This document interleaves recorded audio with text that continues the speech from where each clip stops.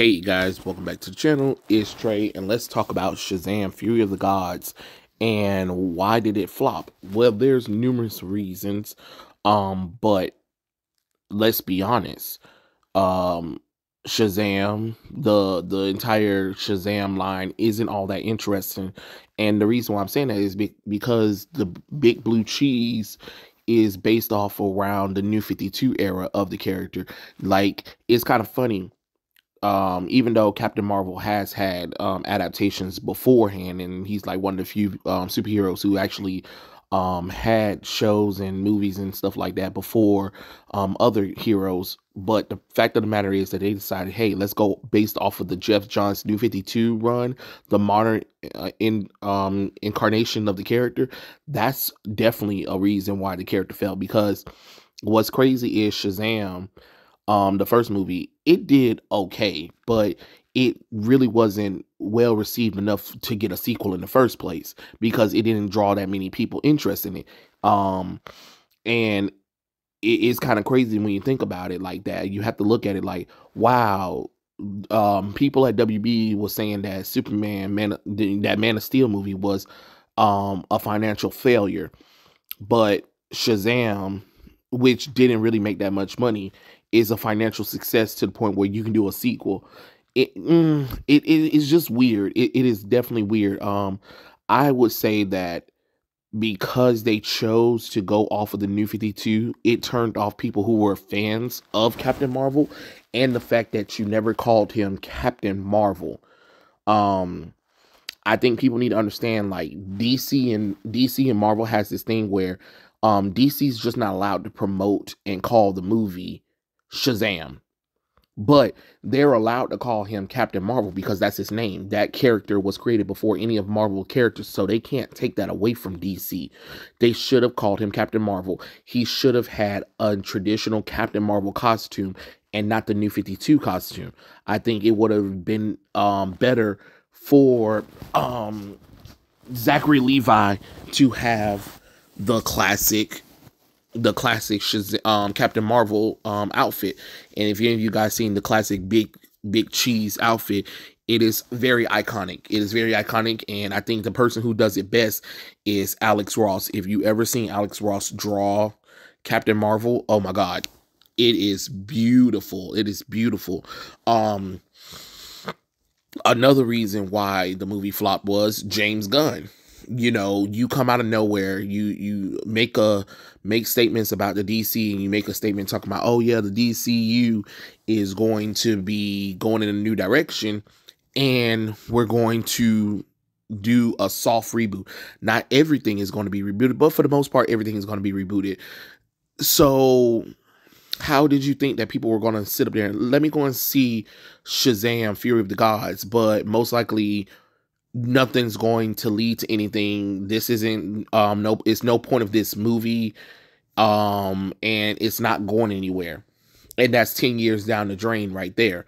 When you say stuff like that, you can't expect it to do well, because any hope that fans had of watching the movie is kind of shut down because you're stating that, hey, most likely half these movies that you guys are invested in are not going to be part of the new reboot when we reboot the universe. Oh, okay, great.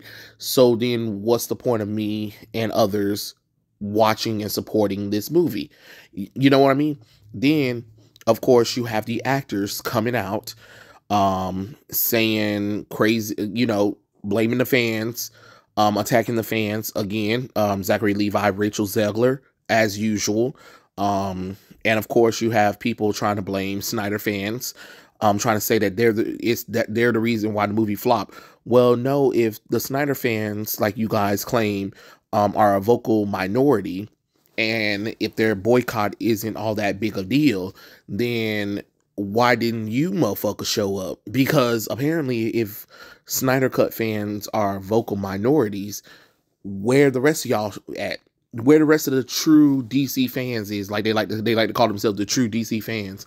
Okay, so then why y'all didn't show up though? Say what you will about them Snyder fans, they show up for Snyder stuff. When Snyder got something going on, oh, They show up. They show up. I'm just being honest. Like you can get mad all you want to, but you didn't want the Snyder stuff. A lot of y'all didn't want the Snyder stuff you claim, right? Okay then. So if Snyder leaves and the portion of the fans who are fans of his leave, then you should still have a lot of people, right? There's no reason to go to the movie, right? But you want to try to blame fans for the reason why the movie failed. No, that's not how that works. That's not how that works. Then another thing, original villains. So Shazam 2, Fury of the Gods decided that, hey, instead of giving Captain Marvel, Mr. Mime, the Monster Society, Captain Nazi, Black Adam, the seven deadly sins, no, we're going to create original characters, and they're going to be called the Daughter of Atlas. And again, Greek gods, right? This is a Greek god. So tell me how he has a 90-year-old a 90-year-old British white woman, a close to 60-year-old Asian woman, and whatever however old Rachel Zegler character is, Latino girl as his daughters. Like, this shit don't even make sense. It don't make sense. And they're out for revenge because they feel like the power of the gods were stolen from them, which makes absolutely no sense because his powers come directly from certain gods. So why would the Daughter of Atlas care about that? Because it was agreed upon to share power. Is not Shazam stealing those powers. It was all agreement of these gods that they're channeling his powers into that kind of stuff. So I don't know. That's another thing too. So when I noticed that, a lot of people were like, wow, he's fighting against old women past their prime, because people only notice they only notice Helen Mirren and Lucy Liu. So that's what people were seeing. Nobody even cared about Rachel Zegler, and who even herself admitted that she only joined the movie for a paycheck. She didn't really care. She just really wanted to do this movie because she needed a paycheck. Oh, okay, great. And the movie didn't tie into the cameo of Superman or Black Adam. So again, the movie was already doomed from that kind of start. And I know some people were like, is it superhero fatigue? It's not really superhero fatigue. It's really quality fatigue at all, and scorn fan fatigue, because you're putting out movies for a general audience, but a general audience who isn't interested in some of these movies. And then you're not putting out movies that is for the actual comic book fans. I'm sorry. All of these comic book movies, your target audience need to be your comic book fans first and foremost, and your straight male audience, which means that if you got a female hero in there, or you got a female character, she better look appealing to folks. I'm sorry, y'all think that y'all can just come up in here and change everything around and wonder why people don't want it. First off, nobody was even reading Captain Marvel Shazam. I mean, they're not reading Shazam stuff. Nobody read the Rebirth run. Nobody read the backup story issues of him. Nobody likes this new version of Shazam. And they don't like this new version. And then the diverse family makes absolutely no sense. And then remember, the writers and the producers were talking about, oh, how is it important to make Pedro, the green Shazam character, gay? Why? In a family-friendly movie? I'm not saying that the movie's bad or anything, because I'm not watching, because I don't care. It's not interesting to me. But when you go and market stuff like that, when you go and don't put in original characters, the fact that you tease Mr. Mime at the end and Black Adam, and neither one of them showed up in the sequel, that's a crime against humanity at this point. And then you're going to have a post-credit scene with James Gunn's wife that James Gunn swear up and down that he never casted, but she's starting to appear in every goddamn DC project. Oh, okay, sure, if you say so. But the fact that they were trying to set up the JSA as well. Now, why would Amanda Waller be going around setting up the JSA? That doesn't make any logical sense. The JSA has been here before most superhero teams. So if anything, it should have been the characters from the Black Adam movie recruiting him. You know, it should have been you know what you should have did? You should have got Pierce Brosnan, who like shows up, since that is magic and stuff like that. And he was like, hey, I have a proposal for you. A team of sorts, a society of America. You know what I mean? That would have been way more interesting. I'm quite sure you could have got Pierce Brosnan in there. That would have been, because then you would have been, oh my God, he's alive. How was he alive? You get what I'm saying?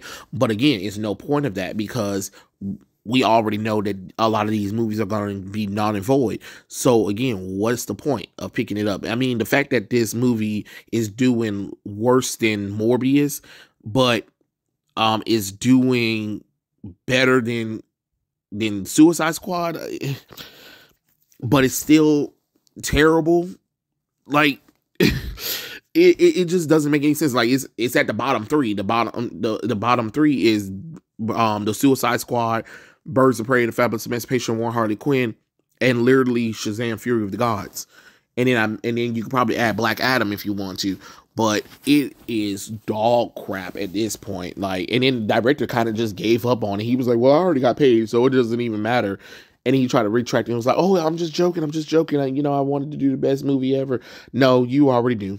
You already knew. You already knew the movie was bull crap from the get go.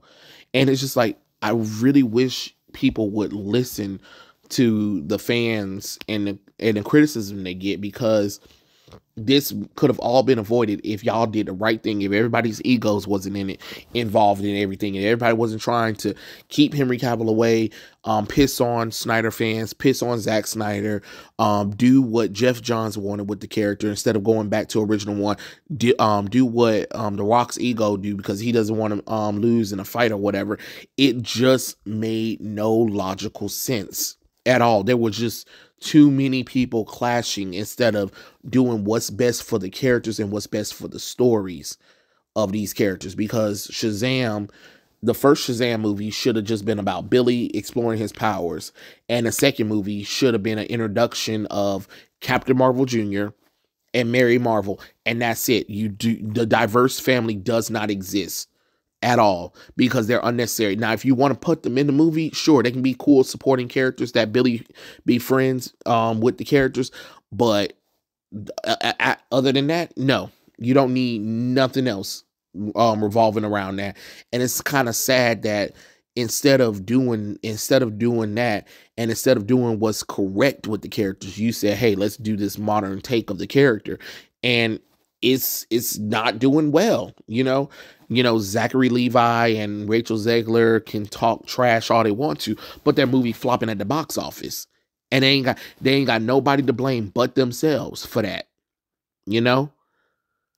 This whole is the fans' fault for the reason why nobody showed up. No, it's the studio fault. It's the studio fault for pulling fans along, pulling the strings of fans, and making people believe that, oh, we should still go and watch this movie. Like I've been hearing people talking about, you guys should still show up for the movies because it'll show David that we're strong or whatever, or you should just watch the movie just because. Not every movie needs to be connected with anything. That's true, but this movie is inside of a 10-year cinematic universe, and people want story. People want to see where these stories go.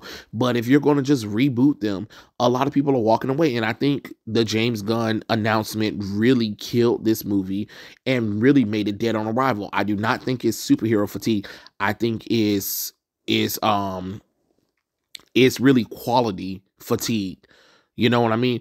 Because even when Westerns got popular, the reason why they stopped working is because people start getting lazy. They got lazy. And it's the same thing with superheroes. You start getting lazy, you start making movies and stuff for people that's not for outside of your target audience. This is what you get, because you need a loyal target audience for these movies.